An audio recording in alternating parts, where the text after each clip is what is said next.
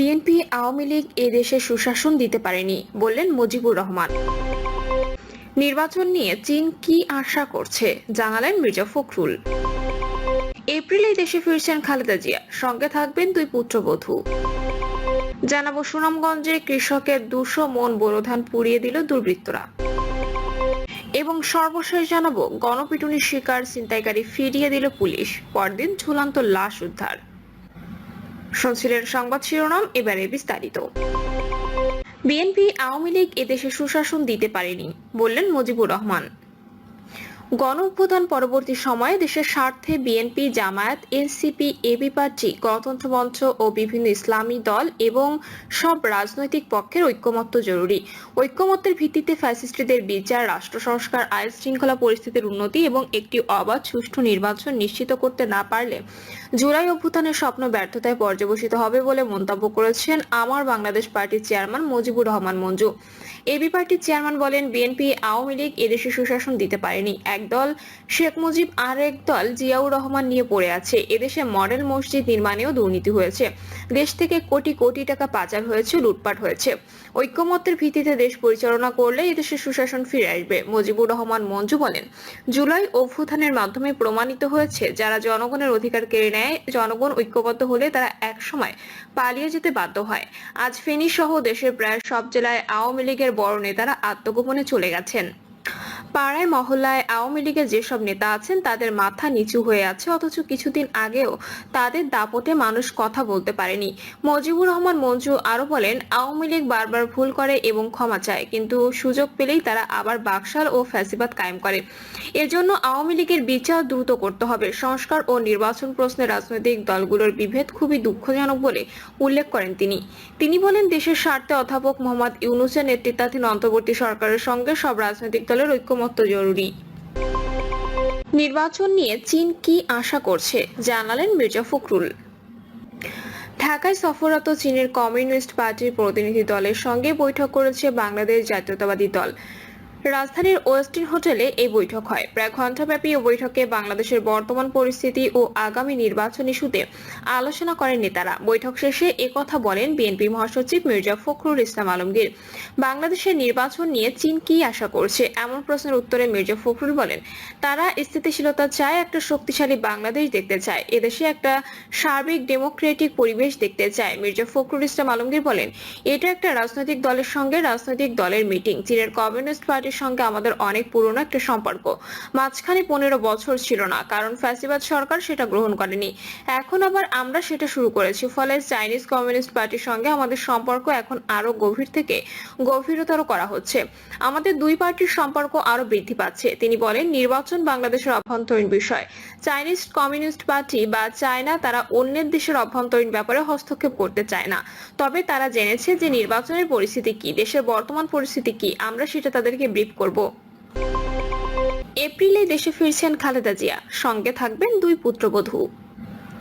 সবকিছু ঠিক থাকলে চলতি মাসের মধ্যেই লন্ডন থেকে বিএনপি চেয়ারপারসন ও সাবেক প্রধানমন্ত্রী খালেদা জিয়া দেশে ফিরছেন। তার সঙ্গে তারেক রহমানের স্ত্রী জোবাইদা রহমান এবং খালেদা জিয়ার প্রয়াত ছোট ছেলে আরাফাত রহমান কোকোর স্ত্রী সৈয়দা শামিলা রহমানও দেশে ফিরছেন। ঢাকা লন্ডনের নির্ভরযোগ্য কূটনৈতিক সূত্রগুলো এই তথ্য নিশ্চিত করেছে। সূত্রের বরাতে জানা গেছে, বর্তমানে যুক্তরাজ্যে বড় ছেলে তারেক রহমান বাসায় চিকিৎসাধীন সাবেক প্রধানমন্ত্রী খালেদা জিয়ার পূর্ণাঙ্গ স্বাস্থ্য পরীক্ষা চলছে। কাতারের বিশেষ এয়ার অ্যাম্বুলেন্সে করে তাকে দেশে ফেরানোর প্রস্তুতি চলছে। আগামী বুধবারের মধ্যে দেশে ফিরবেন খালেদা জিয়া। শাশুড়ির সঙ্গে দুই পুত্রবধূ জোবাইদা রহমান এবং সৈয়দা শামিলা রহমানও দেশে ফিরছেন। ঢাকায় একটি কূটনৈতিক সূত্র জানিয়েছে, খালেদা জিয়াকে লন্ডন থেকে দেশে ফেরাতে কাতারের বিশেষ এয়ার অ্যাম্বুলেন্সের আয়োজন করতে গত সপ্তাহে বিএনপির মহাসচিব মির্জা ফখরুল ইসলাম আলমগীর অন্তর্বর্তী সরকারের পররাষ্ট্র উপদেষ্টা মোহাম্মদ তৌহিদ হোসেনকে চিঠি লিখেছেন। চিঠিতে বলা হয়েছে, সাবেক প্রধানমন্ত্রী খালেদা জিয়া উন্নত চিকিৎসার জন্য বর্তমানে লন্ডনে রয়েছেন। তার শারীরিক অবস্থা স্থিতিশীল, তবে আশঙ্কা মুক্ত নয়। তথাপি তিনি এপ্রিলের শেষ সপ্তাহে দেশে ফিরতে আগ্রহ প্রকাশ করেছেন। ওনার শারীরিক অবস্থা বিবেচনায় চিকিৎসক বিশেষ এয়ার অ্যাম্বুলেন্সে করে দেশে ফেরাতে পরামর্শ দিয়েছেন। সংশ্লিষ্টরা জানিয়েছেন, বিএনপি মহাসচিবের চিঠির পরিপ্রেক্ষিতে সরকার লন্ডন ও দোহার বাংলাদেশ হাই কমিশনের মাধ্যমে সাবেক প্রধানমন্ত্রীকে দেশে ফেরাতে প্রস্তুতি নিচ্ছেন। সবকিছু ঠিক থাকলে খালেদা জিয়া আগামী বুধবারের মধ্যে দেশে ফেরার কথা রয়েছে। সুনামগঞ্জে কৃষকের 200 মন বোরো ধান পুড়িয়ে দিল দুর্বৃত্তরা। সুনামগঞ্জের দিরাই উপজেলার রণভূমি গ্রামে দুর্বৃত্তদের লাগানো আগুনে এক কৃষকের 200 মণ বোরো ধান পুড়ে ছাই হয়ে গেছে। ভোররাতে এ হৃদয় বিতরক ঘটনা ঘটে। ক্ষতিগ্রস্ত কৃষক আব্দুল হান্নান রণভূমি গ্রামের মৃত ইসলাম উদ্দিনের ছেলে। পুলিশ স্থানীয় সূত্র জানায়, লাউ আই হাওরে প্রতিদিনের মতো ধান পাহারা দিচ্ছিলেন সাদ উদ্দিন নামে এক ব্যক্তি। ভোর 4টার দিকে 10 থেকে 15 জনের একটি দল হাওরে এসে তার হাত পা বেঁধে ফেলে এবং সেখানে রাখা কাটা ধানে আগুন লাগিয়ে দেয়। পরে সকালে অন্যান্য কৃষকরা কাজে গিয়ে হাওরে ধোঁয়া ও আগুন দেখতে পেয়ে চিৎকার শুরু করলে আশপাশের লোকজন ছুটে এসে আগুন নেভানোর চেষ্টা চালায়।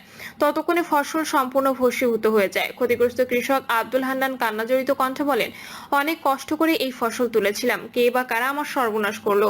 আমার সব শেষ হয়ে গেল। 200 মণ ধান একেবারে ছাই হয়ে গেল।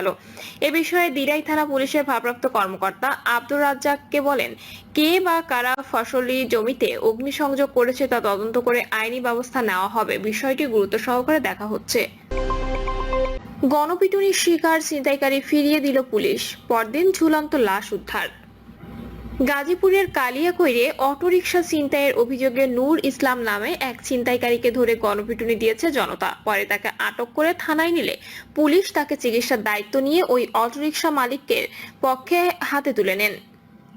এ ঘটনার একদিন পর তাদের বাড়ি থেকে ওই ছিনতাইকারী চূড়ান্ত মরদেহ উদ্ধার করে পুলিশ। তবে এটি হত্যা নাকি আত্মহত্যা তা নিয়ে উঠছে নানা প্রশ্ন, যার কোনো সদুত্তর পুলিশের পক্ষ থেকে পাওয়া যায়নি। সকালে গাজীপুরের কালিয়াকৈর উপজেলার আটাবহ ইউনিয়নের ভাতারিয়া এলাকায় কাদের মিয়া নামে এক ব্যক্তির বাড়ি থেকে মরদেহটি উদ্ধার করে ময়নাতদন্তের জন্য গাজীপুর শহীদ তাজউদ্দিন আহমেদ মেডিকেল কলেজ ও হাসপাতালের মর্গে পাঠানো হয়। কালিয়াকৈরে থানার উপ পুলিশ পরিদর্শক হাবিবুর রহমান জানান, খবর পেয়ে ওই বাড়িতে গিয়ে দেখি লাশটি ঝুলন্ত অবস্থায় আছে। পরে উদ্ধার করে মর্গে পাঠানো হয়েছে। তদন্তের রিপোর্টের পর সঠিক তথ্য জানা যাবে। ওই বাড়িওয়ালা কাদের মিয়া দেয়া বক্তব্য বিভিন্ন সূত্র জানায়, গত শুক্রবার দিনের কোনো এক সময় তার বাড়ির এক ভাড়াটিয়ার অটোরিকশা ছিনতাই করে নিয়ে যায় নিহত নুরুল ইসলাম। পরে উপজেলার মহরাবহ এলাকা থেকে অটোরিকশা সহ ওই ছিনতাইকারীকে আটক করে এলাকাবাসী। এ সময় তাকে গণপিটুনি দেয়া হয়। পরে তাকে কালিয়াকৈর থানায় দেয়া হলে পুলিশ তাকে ওই বাড়িওয়ালা ও অটোর মালিককে দায়িত্ব দিয়ে চিকিৎসার জন্য কালিয়াকৈর উপজেলা স্বাস্থ্য কমপ্লেক্সে পাঠান। সেখান থেকে পরবর্তীতে আবারও তাকে থানায় নেওয়া হলে কালিয়াকৈর থানার ভারপ্রাপ্ত কর্মকর্তা রিয়াদ মাহমুদ ওই ছিনতাইকারীকে অটোরিকশার মালিক পক্ষের হাতে তুলে দেন। পরে তাকে ওই বাড়িতে নিয়ে রাতে একটি কক্ষে রাখা হয়। পরদিন সকালে ওই কক্ষ থেকে ছিনতাইকারী নুরুল ইসলামের ঝুলন্ত মরদেহ উদ্ধার করে পুলিশ। এ নিয়ে ওই এলাকাবাসীর মধ্যে নানা প্রশ্ন উঠছে, এটা হত্যা নাকি আত্মহত্যা। এ ব্যাপারে কালিয়াকৈর থানার ভারপ্রাপ্ত কর্মকর্তার ব্যবহৃত মুঠোফোনে একাধিকবার কল করলে তার সাথে কথা বলা সম্ভব হয়নি। এদিকে গাজীপুরের police super doctor Jaber Sadek Barta 24.com এর প্রতিবেদকের মুঠোফোনে বলেন, বিষয়টা আমি জানি, আপনার বর্ণনা দিতে হবে না। আপনি আপনার নিজের মতো করে বর্ণনা দিচ্ছেন কেন? আপনি কেন পয়েন্ট জানতে চান? এটা আমরা দেখছি। এই বলে তিনি ফোনের সংযোগ বিচ্ছিন্ন করে দেন। প্রিয় দর্শক, এই ছিল এখনকার সর্বশেষ সংবাদ। আপডেট সব সংবাদ পেতে চ্যানেলটি সাবস্ক্রাইব করে বেল আইকনটি ক্লিক করে রাখুন।